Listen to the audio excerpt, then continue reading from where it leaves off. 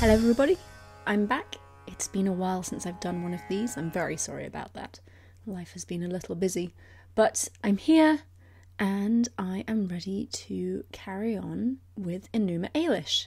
This is Enuma Elish, a Babylonian creation myth, Tablet 4. They set out for him a princely dais. He took his place before his fathers for sovereignty. You are the most important among the great gods. Your destiny is unrivaled, your command is supreme. O Marduk, you are the most important among the great gods. Your destiny is unrivaled, your command is supreme. Henceforth your command cannot be changed. To raise high, to bring low, this shall be your power. Your command shall be steadfast, your word shall not be misleading. Not one of the gods shall go beyond the limits you set. Support is wanted for the gods' sanctuaries. Wherever their shrines will be, your own shall be established. O Marduk, you are our champion. We bestow upon you kingship of all and everything.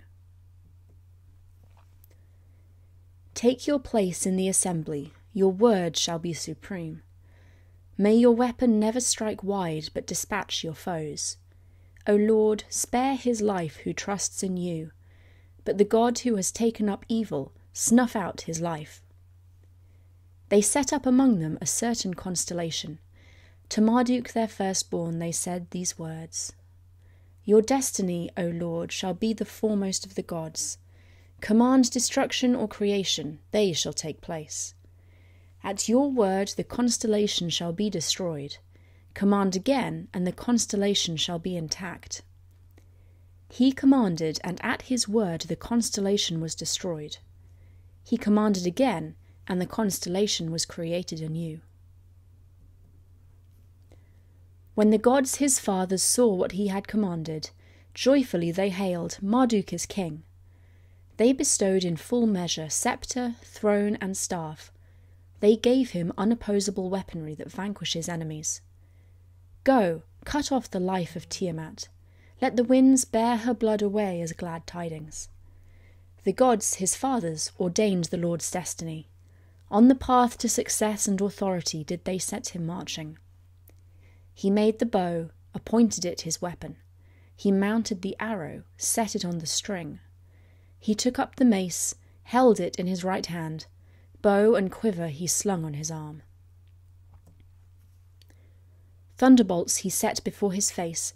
With raging fire he covered his body. Then he made a net to enclose Tiamat within. He deployed the 4 winds that none of her might escape. South wind, north wind, east wind, west wind. Gift of his grandfather Anu, he fastened the net at his side.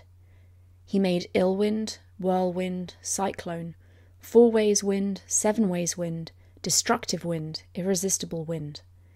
He released the winds that he had made, the 7 of them, mounting in readiness behind him to roil inside Tiamat. Then the Lord raised the deluge, his great weapon. He mounted the terrible chariot, the unopposable storm demon. He hitched it to the 4-steed team, he tied them at his side. Slaughterer, merciless, overwhelmer, soaring. Their lips are curled back, their teeth bear venom. They know not fatigue, they are trained to trample down. He stationed at his right gruesome battle and strife, at his left the fray that overthrows all formations. He was garbed in a ghastly armoured garment, on his head he was covered with terrifying auras. The Lord made straight and pursued his way, towards raging Tiamat he set his face. He was holding a spell ready upon his lips. A plant, antidote to venom, he was grasping in his hand. At that moment the gods were stirring about him. The gods his fathers were stirring about him. The gods stirring about him. The Lord drew near to see the battle of Tiamat. He was looking for the stratagem of Kingu, her spouse. As he looked, his tactic turned to confusion. His reason was overthrown, his actions panicky. And as for the gods, his allies, who went at his side, when they saw the valiant vanguard, their sight failed them. Tiamat cast her spell point blank. falsehood, lies she held ready on her lips. The Lord raised the deluge, his great weapon. To Tiamat, who acted conciliatory, he sent this word. Why outwardly do you assume a friendly attitude, while your heart is plotting to open attack? Children cried out, they oppressed their parents, but you, their own mother, spurned all natural feeling. You named Kingu to be spouse for you, though he had no right to be, you set him up for chief god. You attempted wicked deeds against Anshar, sovereign of the gods, and you have perpetrated your evil against the gods my fathers. Though main force is drawn up, though these your weapons are in array, come within range, let us duel, you and I. When Tiamat heard this, she was beside herself. She turned into a maniac. Tiamat shrieked loud in a passion. Her frame shook all over, down to the ground. She was reciting an incantation, casting her spell, while the gods of battle were whetting their blades. Tiamat and Marduk, sage of the gods, drew close for battle. They locked in single combat, joining for the fray. The Lord spread out his net, encircled her. The ill wind he had held behind him he released in her face. Tiamat opened her mouth to swallow. He thrust in the ill wind so she could not close her lips. The raging winds bloated her belly. Her insides were stopped up. She gaped her mouth wide. He shot off the arrow. It broke open her belly. It cut to her innards. It pierced her heart. He subdued her and snuffed out her life. He flung down her carcass. He took his stand upon it. After the vanguard had slain Tiamat, he scattered her forces, dispersed her host.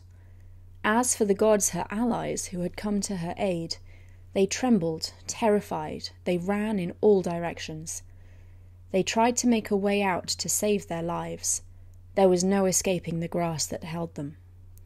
He drew them in and smashed their weapons. They were cast in the net and sat in a heap. They were heaped up in the corners, full of woe. They were bearing his punishment, to prison confined.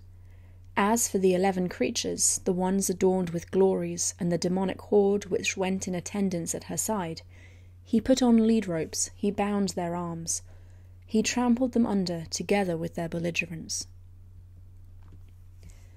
As for Kingu, who was trying to be great among them, he captured him, and reckoned him among the doomed gods. He took away from him the tablet of destinies, which he had no right to. He sealed it with a seal, and affixed it to his chest. Having captured his enemies and triumphed, having shown the mighty foe subservient, having fully achieved Anshar's victory over his enemies, valiant Marduk, having attained what Nudimmud desired, he made firm his hold over the captured gods, then turned back to Tiamat, whom he had captured. The Lord trampled upon the frame of Tiamat. With his merciless mace he crushed her skull. He cut open the arteries of her blood. He let the north winds bear it away as glad tidings. When his fathers saw, they rejoiced and were glad. They brought him gifts and presents. The Lord calmed down. He began inspecting her carcass, that he might divide the monstrous lump and fashion artful things. He split her in two, like a fish for drying. Half of her he set up and made as a cover, heaven. He stretched out the hide and assigned watchmen, and ordered them not to let her waters escape. He crossed heaven, he inspected its firmament. He made a counterpart to Apsu, the dwelling of Nudimmud. The Lord measured the construction of Apsu. He founded the great sanctuary, the likeness of 𝀭Support, in the great sanctuary in 𝀭Support, which he built, and in heaven he made Ea, Enlil, and Anu dwell in their holy places. That's that then. Tiamat gets her just desserts. Add this to the list of reasons why you should never man an uprising against the Mesopotamian gods. She has been soundly defeated. Marduk has taken back the tablet of destinies from Kingu, and all is now right with the world. In the next tablet, we will see exactly how Marduk uses the body of Tiamat to create the world. Thank you for joining me. I hope you enjoyed this. And remember, until next time, always ask, how do you know that?